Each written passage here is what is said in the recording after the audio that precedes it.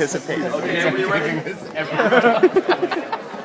Highly anticipated moment right now.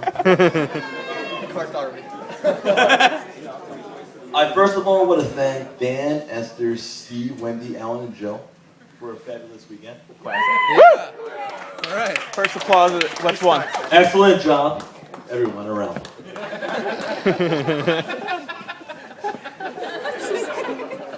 I first met Levitan 11 years ago, our freshman year at Penn State. He was a unique individual even back then. A short, funny guy who looks exactly like Rick Moranis, only with less hair. No glasses either, obviously. We ended up rooming together sophomore year, and he has been my best friend ever since. Love you, buddy. We have many good times since, and I couldn't be happier. True love is hard to find. Sometimes you think you have true love, and then you catch the early flight home from San Diego. And a couple of new people jump out of your bathroom blindfolded like a goddamn magic show. This is a true love, but the one Adam share.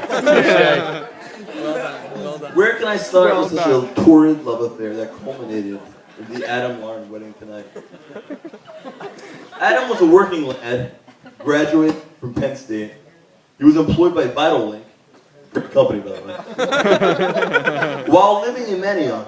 And Lauren was a waitress who happened to be working in a Manioc bar. Coincidence? Maybe. But it did precipitate an extraordinary course of events that ended up with me making the speech right now. So at the very least, something good came out of it. Mixed reviews. It was the usual story of boy meets girl. Adam pursued, Lauren withdrew. Until finally, after a few weeks, she relented and gave in to his advances. You can't blame the girl. Take a good look. Adonis. Pulling it all out. Dude, he's killing it. I'm in all right now. I knew from the start Levitan was in deep because he stopped his regular routine of partying and training, which was all he was into at the time. Yes, I remember it quite well. Levitan loved to go to the gym and train, as he liked to put it back then. That was followed by drinking numerous canned beers. I remember them being cans, because Lev would finish one, and then smash it against his head, and rip the sleeves off of all his t-shirts. Which would help explain why 90% of all his shirts are sleeveless, and he's balding. I always knew being a meathead was the number one cause of male powder baldness. So what started out as a normal Levitan tryst became a full-fledged relationship. Levitan had to actually juggle hanging out with his friends, his hectic, frantic, chaotic work schedule. and make sure his newfound love interest was taken care of. And to be quite honest, he excelled in doing so. I'm not going to go through the rest of the relationship or the fact that Martini hooked up with her first. Frank and May.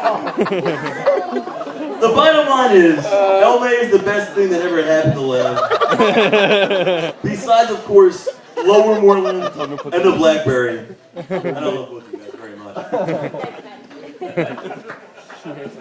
But that still doesn't mean your children will not look like Danny DeVito.